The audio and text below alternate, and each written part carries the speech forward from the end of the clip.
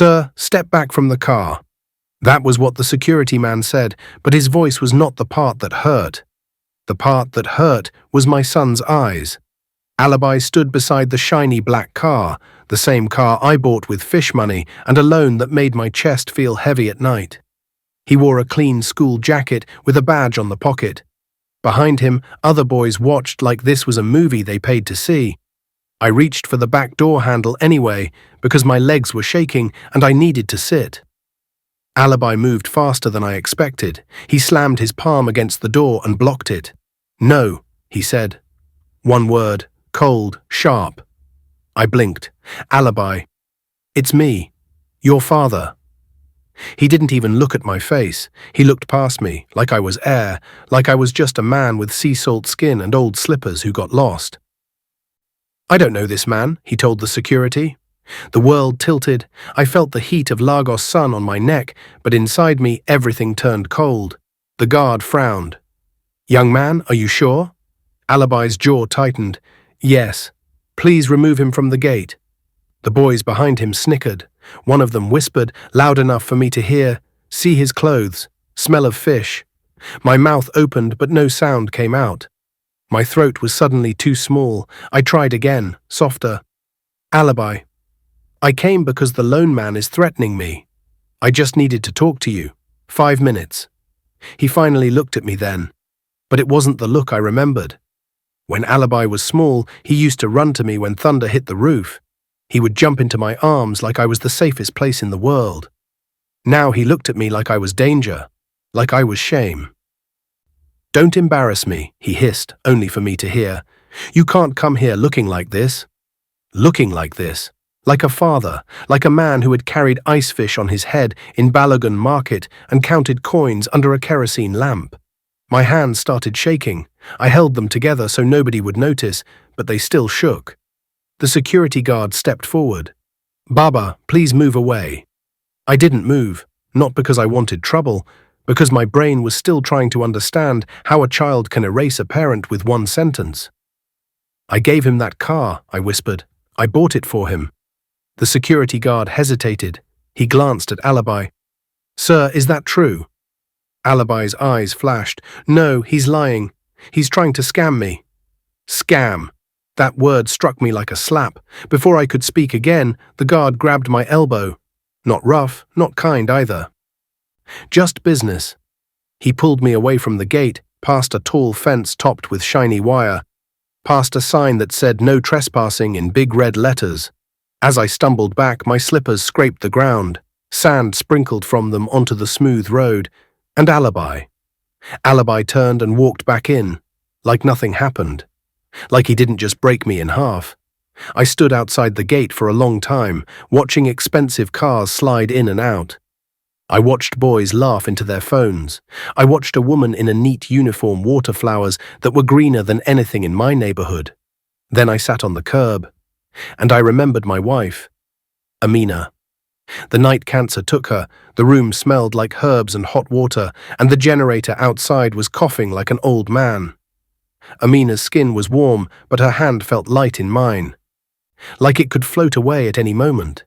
She pulled me close and whispered, "Promise me you won't let our only son suffer." "I promise," I said, and I meant it so deeply it felt like it entered my bones. After she died, the sea became my office. Every morning before the sun woke up, I pushed my canoe into the dark water. The sea was not friendly. Sometimes it slapped the canoe like it wanted to test my courage.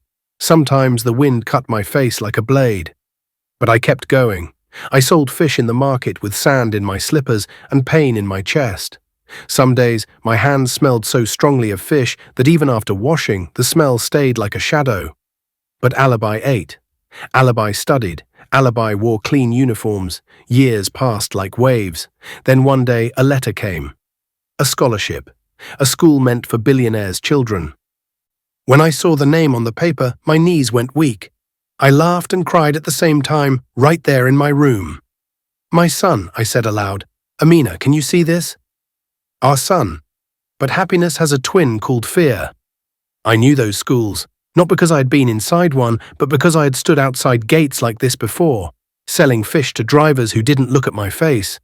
I knew how poverty looks under polished floors and bright chandeliers. It looks like dirt on white tiles. It looks like a stain people want to clean quickly. So when Alabi started there, I did something big, something risky. I went to a small loan office near Idumota, the kind that smells like sweat and paper. The man behind the desk had shiny shoes and a pen he clicked too much. "How much?" he asked, eyes flat. I swallowed. "Enough to buy a car." He laughed. "A car? Baba, do you know interest?"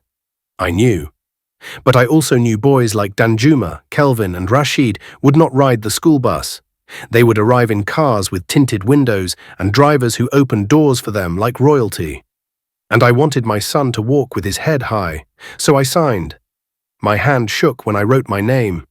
When the car finally came, black, clean, smelling like new leather, Alabi's eyes lit up like a child's again. For a moment, he looked like my Alabi. He hugged me quickly, like he didn't want anyone to see. "Thank you, Papa," he said. And I thought, it is working. He will remember me. But today, at that gate, he didn't.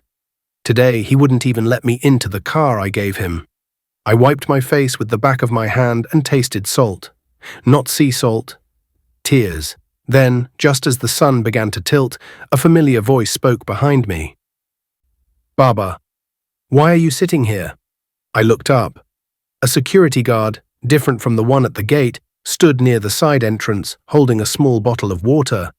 His face was kind, the kind of face that doesn't enjoy pushing people away. I stared at him, confused. He crouched a little so his voice wouldn't carry. "My name is Musa," he said. "I saw everything." I didn't answer. My mouth felt stiff. Musa lowered his voice even more. "Baba, if that boy is truly your son, then there is something you should do, something that will tell you who he has become." My heartbeat jumped. "What do you mean?" I asked. Musa glanced around, then leaned in. "Write him a letter," he whispered, "a strong one." I swallowed. "A letter will change nothing." Musa's eyes didn't leave mine. "Not a normal letter," he said. "A letter that will test his heart." I didn't understand yet, but the way Musa said it, calm, sure, made my skin prickle. He stood up and pointed toward the parking area beyond the fence. "That car," he said softly, "I know where he parks it." I followed his finger, and for the first time since Alabi shut me out, something woke up in my chest. Not anger, not hate, something sharper. A question. Musa pressed the bottle of water into my hand. "If you really want to know the truth," he said, "then tomorrow, give me your letter. I will make sure it gets inside that car." Inside his car. The car I bought. I stared at the gate again, at the place that swallowed my son and spit me out. My hands tightened around the bottle until it bent slightly. And that night, in my small room, under weak light, I opened my notebook. My pen hovered. Musa had said, "Test his heart." I took a slow breath, then I began to write the most dangerous lie of my life. In that letter, I was going to tell my son that I was dead. And as the ink spread across the page, my chest thumped with one terrifying thought. If Alabi reads this, what will he do? The next morning, I sealed the letter with trembling hands. Then Musa leaned close and whispered, "Baba, one more thing. Alabi keeps something hidden in that car. If your letter shakes him, that hidden thing may come out." I did not sleep that night. Each time I closed my eyes, I saw Alabi's face at the school gate. How he looked past me, not at me. I heard his voice again. "I don't know this man." Before dawn, I washed my face and sat on the edge of my bed.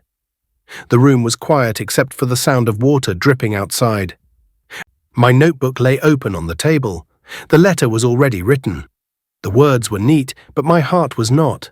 I read it one last time. "My son, Alabi. If you are reading this, it means I am gone. Do not worry. I did not suffer long. I hope you live free now."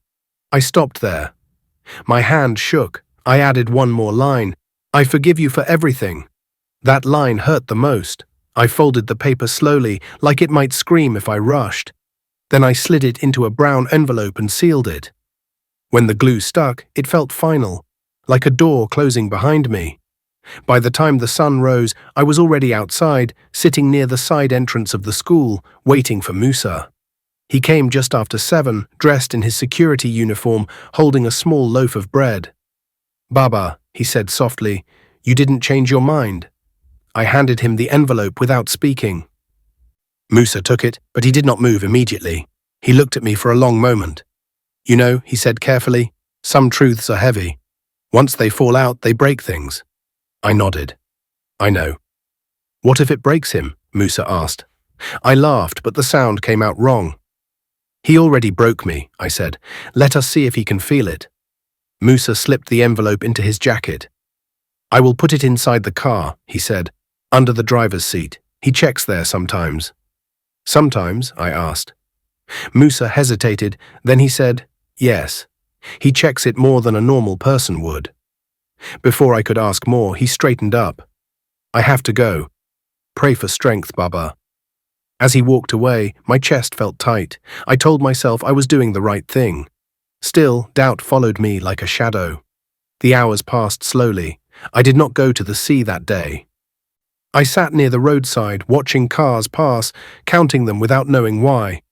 Each time a black car slowed down, my heart jumped. Around noon, my phone rang. I nearly dropped it. It was an unknown number. "Hello?" I said. "Is this Kola?" a young woman asked. "Yes." "This is the school office," she said. "We are trying to reach Alabi's next of kin. He is not answering his phone." My breath caught. "What happened?" "There is an issue," she said. "Please come if you can." The line went dead. I stood up too fast. The world spun for a second. An issue. Those words are never small. By the time I reached the school, there was noise at the gate. Not laughter, not jokes. Voices were sharp. Cars were parked in wrong places. A small crowd had gathered. I stayed back, hiding near a tree. Then I saw Alabi. He was not smiling. His face was pale. His phone was pressed to his ear, but he was not talking. His free hand shook as he pointed toward the parking area, shouting at someone I could not hear. A man in a suit bent down near Alabi's car. Another man held a clipboard. 2 security guards stood close, stiff and alert. Something was wrong. Very wrong. I looked around for Musa. He appeared beside me quietly, like he had grown out of the ground. "Baba," he whispered. He read the letter. My heart slammed against my ribs. What did he do? Musa swallowed. At first, nothing. He laughed. He said, "Good, that problem is solved." He even called someone to tell them the news. My legs felt weak. I leaned against the tree. "But then," Musa continued, voice low, "he went to his car. He said he needed to pick something before classes." I stared at him. "Something?" Musa nodded. He bent down. He reached under the seat. My ears rang. "And," I whispered, "and that is when he screamed." Across the lot, Alabi suddenly dropped his phone. People turned.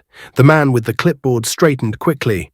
One of the guards stepped back, eyes wide. I could not see what they were looking at, but I could feel it. The air had changed. Alabi shouted again, "No, this is not mine. I swear." The crowd pressed closer. Musa leaned toward me. "Baba," there was something wrapped in black nylon under the seat. Heavy. Very heavy. My mouth went dry. What was it? Musa shook his head. "They have not opened it yet. But the way Alabi is shaking, he knows what it is." Across the parking lot, a senior staff member raised his hand. "Everyone step back," he ordered. "Call the authorities." Authorities. That word echoed in my head. Alabi sank to his knees. For the first time since he was a child, I saw him cry. Not small tears, but loud, broken sobs that bent his body. Students whispered. Phones came out. I pressed my hand to my chest. Musa said he keeps something hidden in that car. I thought of the letter.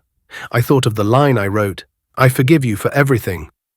A terrible question formed in my mind, one I did not want to ask. What exactly was my son hiding? And why did my fake death make it come out now? Just then, a loud voice cut through the noise. "Whose car is this?" a man demanded. Silence followed. Alabi lifted his head slowly. His eyes scanned the crowd. Then, shockingly, they landed on me. Our eyes met, and in that moment, before he could speak, before anyone could stop him, Alabi shouted with a cracked voice that froze my blood, "It belongs to my dead father." The crowd gasped, and I realized with sudden terror that my lie had opened a door I might not be able to close. As the black nylon bag was dragged fully into the open, one of the men whispered, "This changes everything." And Alabi's knees gave way completely. The black nylon bag sat on the ground like a sleeping animal. Nobody touched it at first. The parking lot, which was always full of noise and pride, went quiet. Even the birds seemed to pause. Phones were still raised, but no one spoke. Fear has a way of stealing sound. Alabi was on his knees now. His school jacket was dusty. His hands were lifted slightly, like he did not know where to put them. "It's not mine," he kept saying. "I didn't put it there."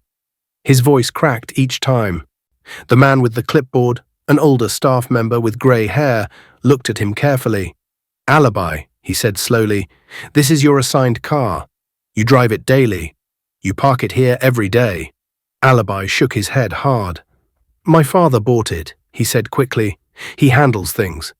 I don't know what he keeps inside." My stomach dropped. "Musa, what did you help me start?" A woman from the office covered her mouth. One of the guards stepped back again, like the bag might jump at him. "Open it," someone whispered. "No," another voice said. "Wait for the authorities." Those seconds stretched like hours. Alabi suddenly pushed himself up and staggered toward the bag. "Please," he begged, "let me explain." A guard blocked him gently but firmly. "Stay back." Alabi turned in circles, desperate, like a trapped animal looking for a way out. Then his eyes found me again. This time there was no pride in them, only fear. "Papa," he whispered, barely loud enough to hear. The word hit me harder than any slap. For a second I wanted to run to him, to tell everyone I was alive, to pull him up and say, "It is okay, I am here." But my legs would not move, because the truth was standing right there on the ground, wrapped in black. And I knew, whatever was inside that bag, my son knew it too. The siren came next, sharp, loud, final. A small police van stopped near the gate. 2 officers stepped out, calm but serious. The crowd parted quickly. "Who owns the vehicle?" one officer asked. Alabi opened his mouth. Before he could speak, the staff member said, "It belongs to a student. The student claims his father owns it." The officer looked down at Alabi. "Your name?" "Alabi," he said. His voice was small now. "Alabi Kola." "Your father?" the officer asked.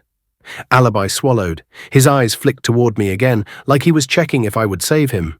He is dead," Alabi said. "Pa Kola." The words floated in the air, strange and heavy. Dead. I was standing right there. The officer nodded slowly. "We will verify that," he said. Then he pointed to the bag. "Open it." One of the guards carefully untied the knot. The bag opened. A gasp rolled through the crowd like a wave. Inside were bundles of money, not small money, big notes, clean notes, tightly packed and wrapped with rubber bands. More money than I had seen in my entire life. Someone whispered, "Jesus." Another voice said, "Where did a student get this?" Alabi screamed, "It's not mine. I didn't know it was there." The officer raised a hand. "Calm down." But then one of the guards reached deeper into the bag, and his hand froze. "There's more," he said. He pulled out a smaller envelope, brown, sealed. My heart stopped, because I recognized it. It was the same type of envelope I used. The officer took it and read the name written on it. "Pa Kola," he said aloud. The crowd erupted in whispers.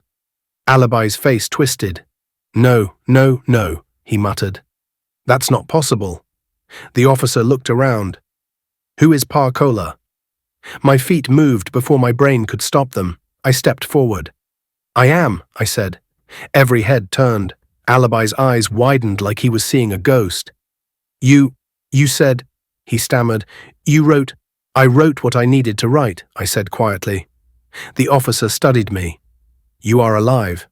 "Yes." "Then why is your name on money hidden in your son's car?" That question burned. I took a slow breath. I did not put that money there, I said. I have never seen it before today. The officer opened the envelope carefully. Inside was a single sheet of paper. He read it silently at first, then his face changed. Interesting, he said. What does it say? Someone asked.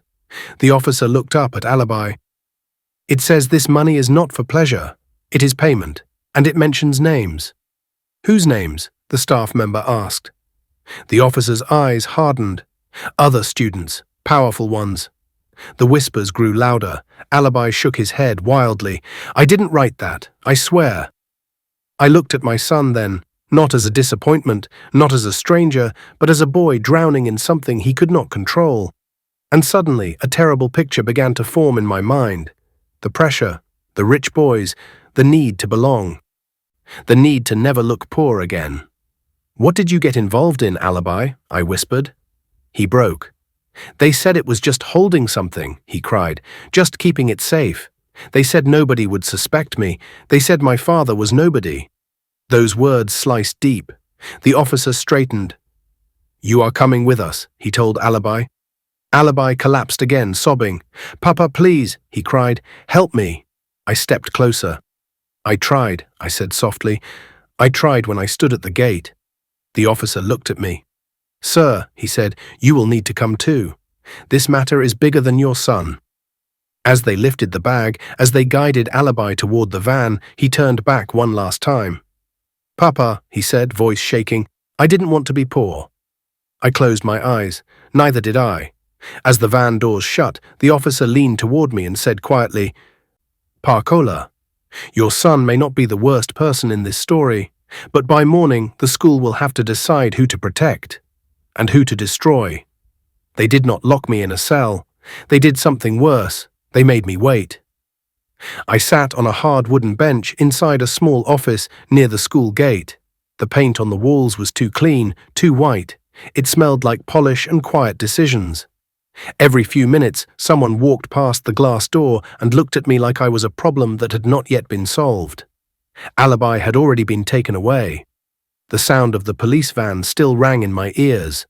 The way his voice cracked when he said, Papa, please, stayed with me like a wound that would not close. A man in a dark suit finally entered the office. He did not sit. He stood, arms crossed, eyes tired. I am the school director, he said.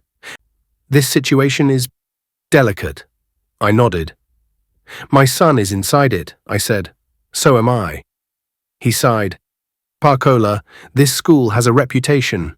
Parents here are powerful, politicians, business leaders, people who do not like noise. My son is not noise, I said quietly. He is a child who made bad choices. The director looked away. That depends on who you ask.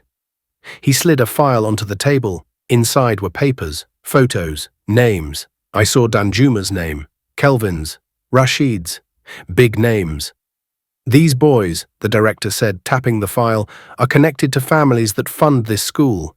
The money found in the car, it points in many directions. Then follow those directions, I said. He gave a thin smile. It is not that simple. My chest tightened. So you will sacrifice my son, I said, to protect yours. He did not deny it. Alabi was the easiest, he said softly. No powerful father, no mother, just a fisherman. The words hit harder than any insult before. I stood up slowly. That fisherman fed him, I said. That fisherman paid for the car you all admired. That fisherman raised him with one promise, to not suffer. And yet, the director said, suffering has arrived. He closed the file. By morning, the school board will meet. Until then, Alabi is suspended from all leadership roles. Publicly. Publicly. That word made my stomach turn. He will be blamed, I said. Yes, the director replied, enough to calm the parents. I felt heat rise behind my eyes. And the others? He did not answer. That silence told me everything. They let me leave after that. Outside, the sky was dark. The school lights glowed like they always did, bright and proud. Students moved in small groups, whispering. Phones were already busy.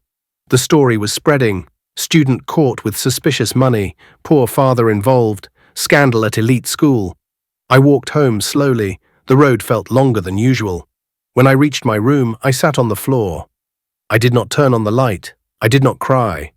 I just sat there, thinking about the boy who used to wait for me by the door when I came back from the sea. Around midnight, my phone buzzed. A message. Unknown number. Baba, it is Musa. I sat up straight. They are trying to pin everything on Alabi, the message continued. I overheard something. A meeting is happening now. Not official. My heart pounded. What kind of meeting? I typed. Parents, Musa replied. Powerful ones. They are angry. Not because of crime, because of exposure. Exposure. I stood up. Where? I asked.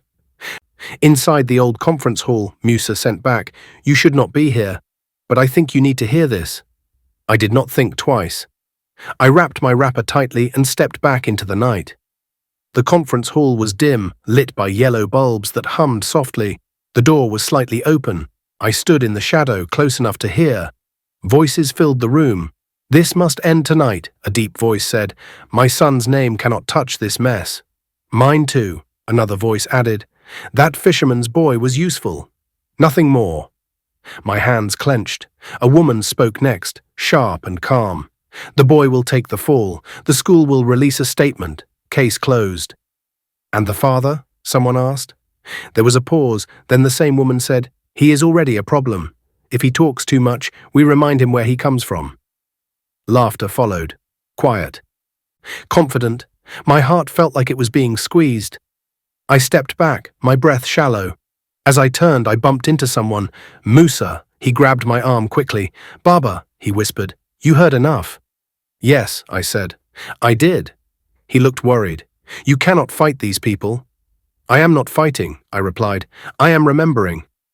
He frowned. Remembering what? That my son is not the only one who forgot where he came from, I said. This school did too. My phone buzzed again. Another message. This time from a number I recognized. Alabi. Papa, I'm scared. 3 words, simple, heavy. I typed back slowly, I am here. As I slipped the phone into my pocket, Musa leaned closer. Baba, he said, voice tight, there is one more thing. What? I asked. The bag, he whispered. There was more money. They removed some before the police came. I saw it. My blood ran cold. Who? I asked. Musa shook his head. I don't know, but it means the truth is already being buried. I looked toward the glowing school buildings, buried truths, borrowed pride, a car that carried more than money. I took a deep breath. If they thought I was done, they were wrong. Because the sea taught me one thing. No matter how deep you hide something, waves always bring it back. As my phone buzzed again, a final message appeared on the screen. Kola, if you come to the school board meeting tomorrow, everything you love may be taken from you. Morning did not wait for me. It arrived with noise. By the time I reached the school again, cameras were already outside the gate. Vans with tinted windows lined the road. Men in suits spoke in low voices, checking their watches like time could be controlled if they stared hard enough. I walked past them. No one stopped me. That alone told me something had shifted. Inside the main hall, the air felt heavy, like rain was trapped in the ceiling. Rows of chairs faced a long table where the school board sat. Some faces were calm, others were tight with anger. Alabi sat alone at the side. No friends, no laughter, no expensive confidence. When he saw me, his shoulders dropped a little, like he had been carrying a bag too heavy for his age. The director cleared his throat. This meeting is now in session. A woman stood up first. Her clothes were perfect. Her voice was smooth. We are here to protect the values of this institution, she said. Recent events have embarrassed the school. Embarrassed, not hurt, not wrong. Embarrassed. I raised my hand. The room froze. The director hesitated. Then, reluctantly, he nodded. Speak, he said. I stood. My legs shook at first, but I did not sit back down. My name is Kola, I said. I am a fisherman. A few heads tilted, a few lips pressed together. I am also a father, I continued, and before today, I thought I had failed. Silence. I thought I failed because my son denied me at your gate, because he said he had no family. Because he locked me out of the car I gave him. Murmurs moved through the room. I took a breath. But now I see something clearer. I did not raise my son to be bad. I raised him to survive. The woman frowned. This is not relevant. It is, I said, louder now. Because survival in this place has a price. I turned slightly, pointing at the table. You taught these boys that worth is measured by money, that names matter more than truth. That poor is something to hide. The director shifted in his seat. I borrowed money I could not afford, I went on, so my son would not feel small among your children. That car you admire, it came from the sea, from mornings that cut my skin, from nights my wife was not alive to see. My voice broke there. I did not rush past it. I let it sit. Then I said, when I told my son I was dead, I wanted to know something simple. Would my absence teach him gratitude or relief? A sharp intake of breath moved through the hall. Alabi's head dropped. He was relieved, I said quietly, and that truth hurt more than hunger ever did. The woman slammed her palm on the table. Enough. This is emotional blackmail. No, I replied. This is truth without polish. I looked directly at her. You want one boy to carry the weight of many sins, because he has no powerful father, because his mother is dead, because his surname does not protect him. One of the men stood up. Watch your tone. I nodded. I have watched it all my life. Then the director spoke, voice thin. Kola, what exactly do you want? I turned toward Alabi. He looked small in that big hall, younger than his age, scared. I want my son to face his mistakes, I said, but not alone, and not as a shield for others. The board members exchanged glances. The director sighed. The decision has been made, he said. Alabi is stripped of all leadership roles, effective immediately. A few people nodded, satisfied. Alabi flinched. I placed my hand on his shoulder. That is not justice, I said. That is convenience. No one replied. The meeting ended quickly after that. Too quickly. As people filed out, avoiding my eyes, the hall felt empty even before it was empty. Alabi stood slowly. I'm sorry, Papa, he said, voice low. I was tired of being afraid. I nodded. I know. Outside, reporters shouted questions. Flashes popped. Musa stood near the gate, his face tight with worry.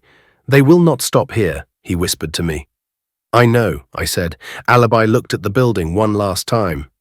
They all know now, he said. What happens next? I did not answer right away, because this story is not really about a school, or a car, or even money. It is about what happens when a child learns to be ashamed of love.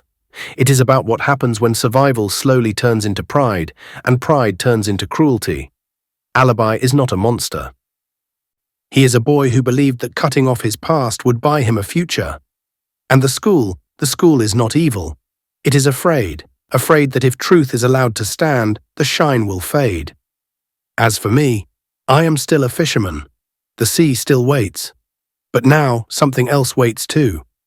A reckoning that has not finished unfolding. And this story teaches one hard thing I wish every child could learn early.